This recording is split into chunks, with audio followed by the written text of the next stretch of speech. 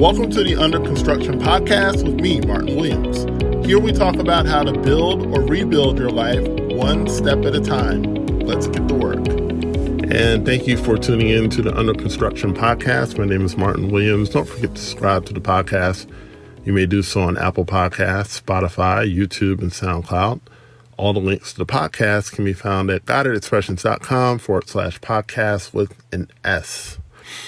Today, I wanted to talk to you about the law of balance. Now, the law of balance is kind of, it's been around forever, but this is, more or less my take on it. We know all you have to do is look around and understand that the world is basically like a dichotomy, right? For lack of a better word. We have left and we have right. We have hot, we have cold. We have up, we have down. We have good, we have bad. We have slow, we have fast, right? And you can just go on and on and on and on and on. And so a lot of times what happens is that we go through life and we don't really think about this on a tangible level as far as our day-to-day lives, right? And so when bad things happen, you may have a bad day or bad week, bad month, or, hello 2020, a bad year. And it can get really, really frustrating because you feel like, man, this has just been the worst time, right? I've certainly been in that situation where it just felt like nothing was getting better. It felt like nothing was improving, felt like nothing was really, just working, right? So what do you do in that situation? Well, what a lot of people do is that they get depressed, they get down. And, that's certainly an understandable reaction in a country where, millions and millions of antidepressants are sold every year and, the like. And so, a lot of people aren't invested in, the depression of individuals. So, what do you do in those situations? Well, first of all, you have to understand, and it's something that I've learned over the years, is that nothing is as great as it seems, and nothing is as bad as it seems, right? So I want to be very transparent here. For about a year, my now wife, we had a child. Okay, I'm going to go back. I was getting ready to tell the story, and I said, well, I got to place the pin back a little bit further back, right? So when we had our daughter, we really went through a rough season, and I was out of work, and, she was dealing with, being a first-time mom, which, can be very difficult for a lot of women. And we basically did not make it, right? So we were together for 4 years, and, I took a job out of state. And she was very upset with that, even though I hadn't been working for a number of months, and there really wasn't anything to be had in my field in that particular area. So I left the area for work. I came back as much as I could, but in the midst of that, we broke up. Okay, so when I came back, I was able to find a job closer, and we started again, and it quickly fizzled out again, and we were just not in a good place to really be in a relationship for a number of reasons. So we finally made a decision to raise our daughter as co-parents. And so it was, that had its challenges. And part of the challenges were caused by me because I had started dating again, and I had started dating someone that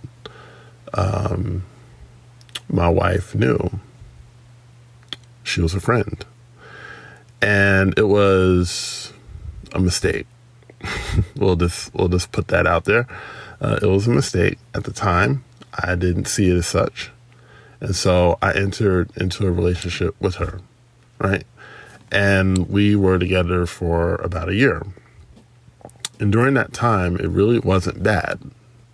It was actually good. It wasn't, the relationship itself was fine.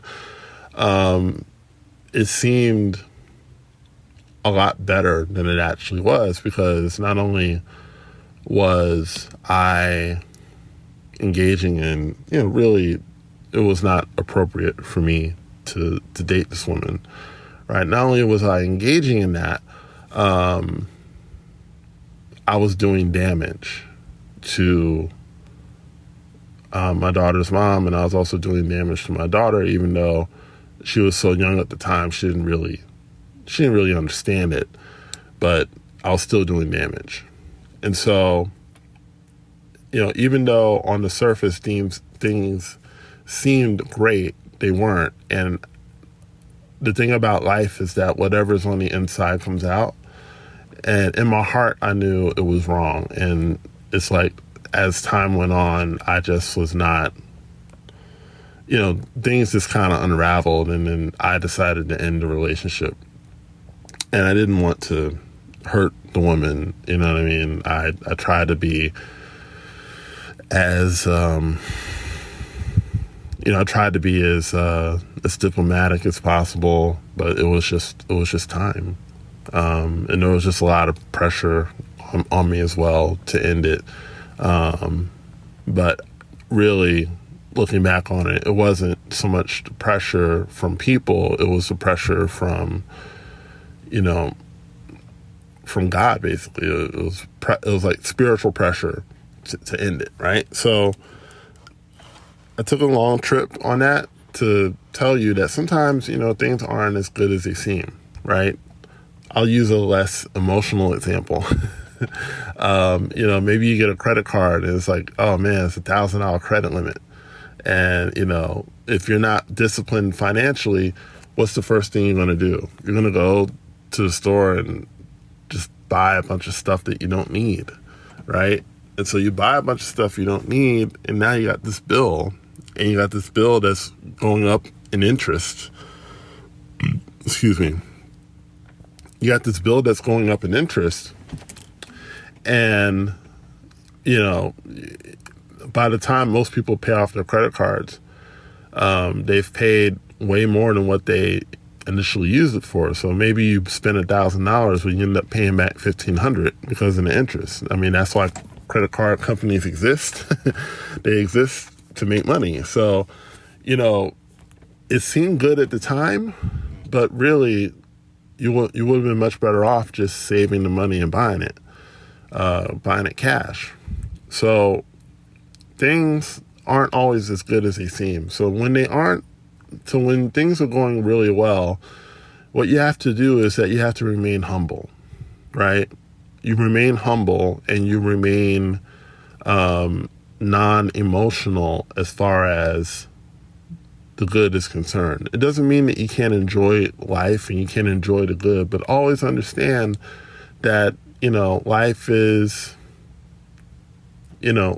has that dichotomy going, right? So, it may be good now, but, I'm going to always remain vigilant and remain humble. I'm never going to think that I'm better than somebody else, or that things are going so well that I don't, have to stay on top of my practices and,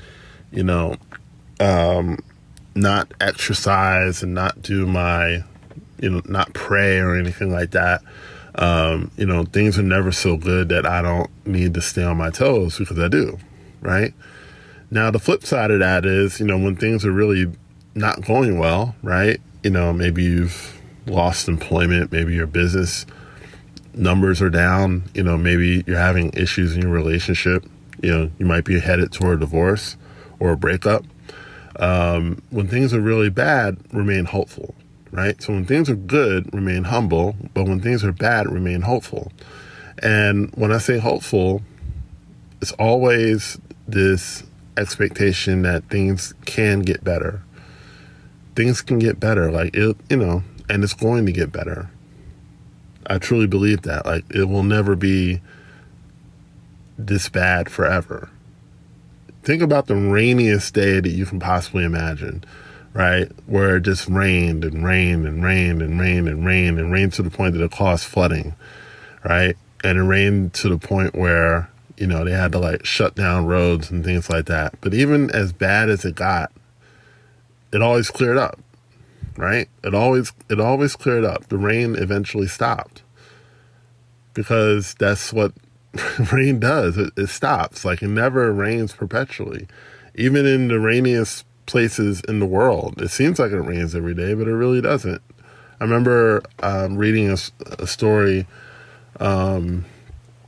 where people in London, they say one of the biggest complaints is that it just rains all the time, but in actuality, it only rains about 150 days a year, which is still a lot, right? But it's not all the time. It's less than half, right?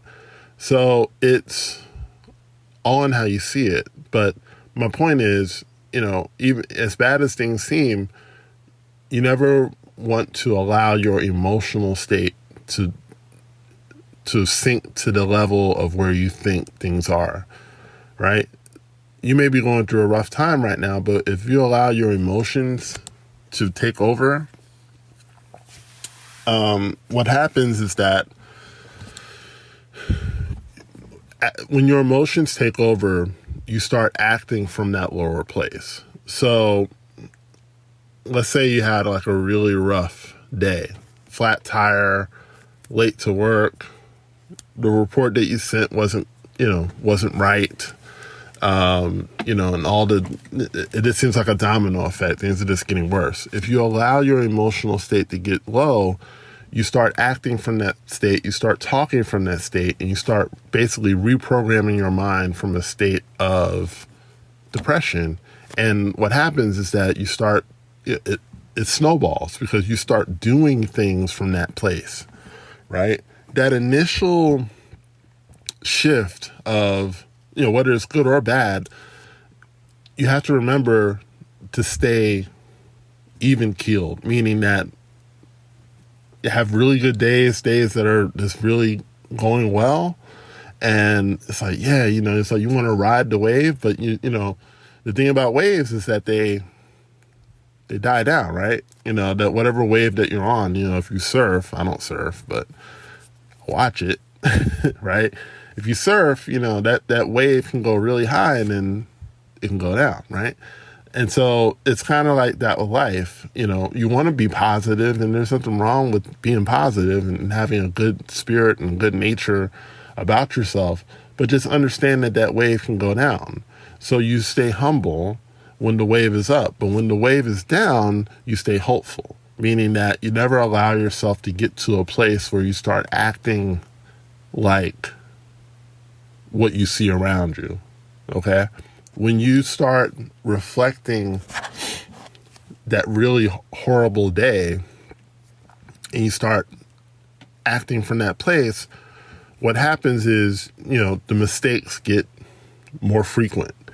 You start kicking the dog, you start, cursing at the cat, you start cursing out your kids, you start being nasty to your spouse because you are not really thinking or acting from a healthy place, okay?